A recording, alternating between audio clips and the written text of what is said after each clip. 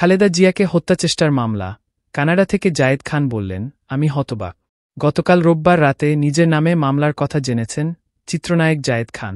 একজন শিল্পী হিসেবে এমন মামলার কথা শুনে তিনি নিজেই অবাক হয়েছেন। কানাডা থেকে জায়েদ খান বললেন, আমি বিস্মিত, আমি হতবাক। মিথ্যা মামলায় আমাকে জড়ানো উদ্দেশ্যপ্রণোদিত।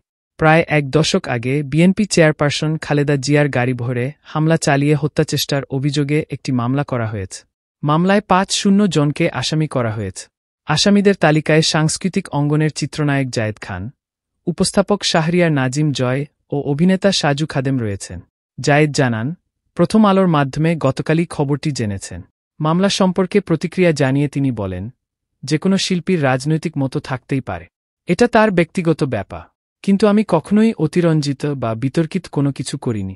কিন্তু গতকাল দেখলাম আমার নামে মামলা। ৯ বছর আগের আমি নাকি হত্যাচেষ্টায় গাড়ি ভাঙচুর করেছি। সেই সময়ে তো শত শত সাংবাদিক ছিলেন। এটা নিয়ে খবর প্রকাশ করা হয়েছে। যদি থাকতাম তাহলে তো তখনই খবরের শিরোনাম হতাম। এখন ঢালাওভাবে উদ্দেশ্যে শিল্পীদের নামে মামলা আমি সমর্থন করি না। জায়েদ জানান, দেশের একটি পরিবর্তন এসেছে। সেখানে সবাই স্বাধীনভাবে বাঁচতে চাইবে, সবার নাগরিক অধিকার থাকবে, দেশ এগিয়ে যাবে। কিন্তু উদ্দেশ্য হাসিলে কারো ক্যারিয়ারে বাধা হলে শিল্পাঙ্গন কখনোই এগিয়ে যেতে পারবে না।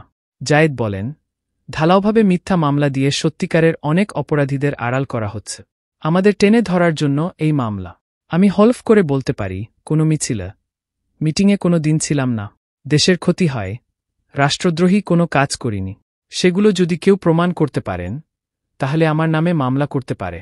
আমি ক্ষতি করে থাকলে তার জন্য প্রস্তুত। কিন্তু সাজিয়ে মিথ্যা মামলা দিলে স্বাধীনতার প্রতি আস্থা থাকবে না। এর আগে ২ মেয়াদে চলচ্চিত্র শিল্পী সমিতির সাধারণ সম্পাদকের দায়িত্ব পালন করেছেন জায়েদ খান। ২০২২ সালে চলচ্চিত্র শিল্পী সমিতির নির্বাচনে তার বিপরীতে প্রতিদ্বন্দ্বিতা করেন নিপুণ আক্তা। সেই নির্বাচনে জায়েদ ভোটে জিতলেও ফলাফল নিপুণ মেনে না নিলে কোর্টে মামলা করে। হেরে যান যায়। চলে মামলা, মোকদ্দমা। তখনই আলোচনায় আসেন যায়। পরবর্তী সময় কখনো বিয়ে, কখনো নারী নিয়ে মন্তব্য করে, কখনো ডিগবাজি দিয়ে ভাইরাল হতে থাকেন তিনি। ট্রোলেরও শিকার হয়েছেন এই সমালোচিত নায়। আমার ক্যারিয়ারের দীর্ঘ সময়ের আমি কখনোই রাষ্ট্রদ্রোহী কোনো কাজ করিনি। আমার কোনো ব্যাংক লোন নাই। আমি কোনো অপকর্ম করিনি। বিএনপি নিয়ে কখনোই খারাপ কিছু বলিনি। এই অধিকার আমার নেই। সেই সময়ে গাড়িবহরে থাকার কোনো প্রশ্নই আসে না। রাজনৈতিক কোনো মিটিংয়ে থাকিনি। এটা শিল্পীর কাজ নয়। এখনও যদি ভিত্তিহীন মামলা হয় তাহলে 2024 এর এই স্বাধীনতার মূল্য কোথায় থাকবে? আমি আর যে হোক, অপরাধ করলে মামলা হবে, আইনে তার বিচার হবে। কিন্তু আজগুবি উদ্দেশ্যপ্রণোদিত মামলা দেওয়ায় আমি হতবাক, বিস্মিত হয়েছে। জায়েদ খান অভিনীত সর্বশেষ সিনেমা সোনার চর পবিত্র ঈদুল ফিতরে মুক্তি পরে কোনো সিনেমা মুক্তি পায়নি।